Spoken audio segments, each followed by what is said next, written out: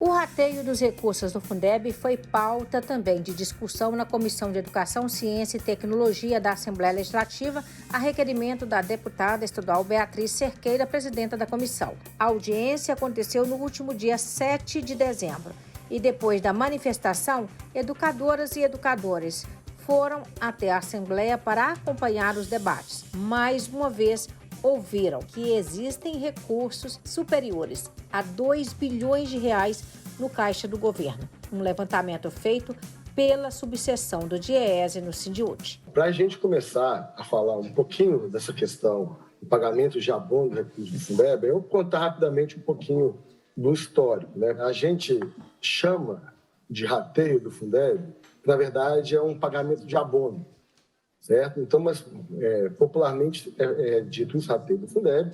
Por que é conhecido como rateio do Fundeb? Porque até então não existia menção da palavra abono, rateio, em nenhuma legislação a respeito do Fundeb, desde até da época quando era Fundef, né? Então, o que acontecia?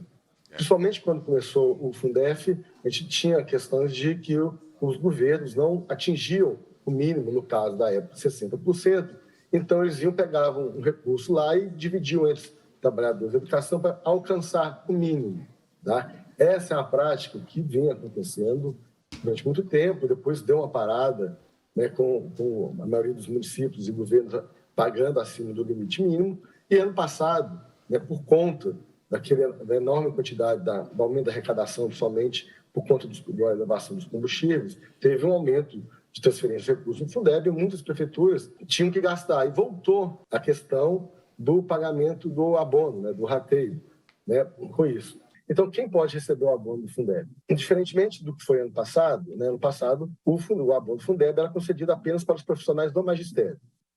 Tá? E com a nova legislação, que também foi nessa 14.276, os profissionais da educação básica agora são todos que trabalham na educação, desde que os seus cargos estejam presentes na estrutura do plano de carreira. Então, se a gente somar o que deve ser somado, né, que são as receitas e as despesas, a gente teria aí, né, um saldo, considerando que o Estado pagasse todos os a pagar, de 1.380 bilhões de reais.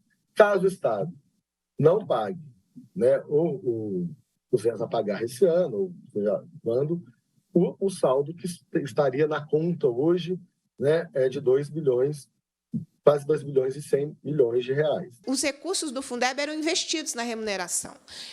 Ah, mas é importante investir em outras coisas. Mas a questão é que está rebaixando as condições salariais para investir em outras coisas. Daquilo que, historicamente, quer dizer, a categoria está hoje mais empobrecida do que estava um ano atrás. Essa é a real do que está acontecendo na rede estadual. O salário hoje está comprando menos do que estava comprando há um ano atrás, e assim sucessivamente com o ano anterior.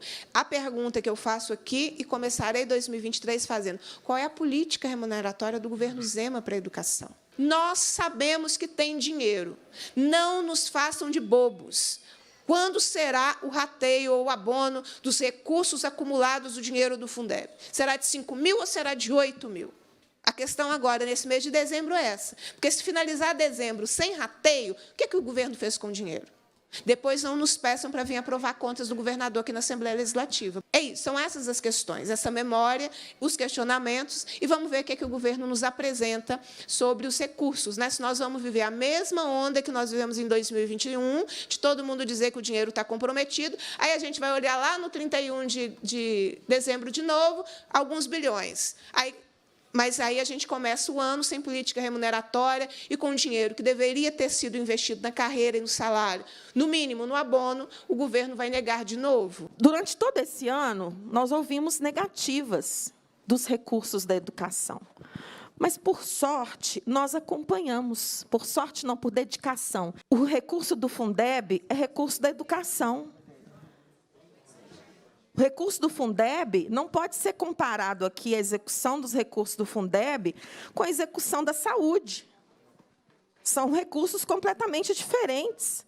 Inclusive, porque o governo de Minas não investe o que ele é obrigado a investir, nem em educação, nem em saúde. Porque no governo, os 25%... da manutenção e desenvolvimento do ensino. Nós denunciamos isso há anos, porque tem um histórico, uma tradição do Estado fazer uma contabilidade criativa para se chegar aos 25%, porque a gente cobra, e o Tribunal de Contas, com certeza, também cobra, porque é o mandamento constitucional, o investimento de 25% da receita corrente líquida do Estado na manutenção e desenvolvimento do ensino. E o Estado de Minas Gerais não faz isso. A categoria está esperando isso. Está esperando, sabe por quê? Porque o governo trabalhou. Primeiro, nós fizemos a greve, conquistamos aqui, com a ajuda da mediação da Assembleia, o reajuste 33,24. O governador vetou, nós conseguimos derrubar o veto do governador, demonstramos de onde sairiam os recursos, porque a educação tem recursos vinculados, os 25% da manutenção e desenvolvimento do ensino, a cota salário educação e os recursos do Fundeb. Nós temos recursos vinculados. Então, do ano passado, todas as perguntas que a deputada, a comissão fizeram aqui na Assembleia Fiscaliza, em audiências, que todos estavam perguntando qual seria o valor do rateio, nós também fizemos.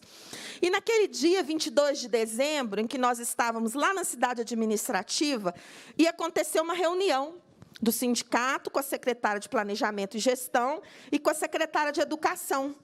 Nós subimos para a reunião, categoria lá embaixo, fazendo a mobilização. Elas duas afirmaram, as duas secretárias de Estado, afirmaram que não tinha posição do governo em relação ao rateio daquele ano, enquanto nós descemos o elevador para ir lá embaixo noticiar para a categoria, surgiu uma live ou uma reunião remota gerencial para alguns, em que foi anunciado aquele rateio que foi rebaixado, nós não podemos deixar de dizer isso, foi desigual e excluiu. E só incluiu os que foram superintendências, Colégio Tiradentes, Fundação Helena Antipoff, por causa do sindicato, porque a gente judicializou e o governo teve que acordar o pagamento. É óbvio, e a nossa luta diz isso. Rateio não é a nossa reivindicação precípua, porque a gente sabe que rateio exclui as pessoas.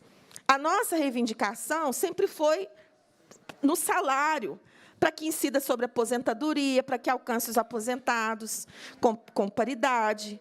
Mas o governo trabalha o tempo todo para destruir a legislação que nos garante o piso, e aqui vem e não dá as respostas que a gente precisa. Não dá as respostas. Nós não tivemos nenhuma resposta, nenhuma resposta aos questionamentos que já haviam sido feitos aqui. E a gente acompanha. E não é, de repente, dia 30 de dezembro, a receita vai explodir, porque a maioria dos recursos do Fundeb, inclusive, são depositados ao longo do mês. Então, nós queremos saber, porque nós vimos que os recursos estão lá na prestação de contas do governo, nós acompanhamos isso no Conselho do Fundeb, e nós queremos saber qual será a data do pagamento do rateio. Nós queremos saber a data e o valor. Essa é a nossa reivindicação, esse é o nosso posicionamento.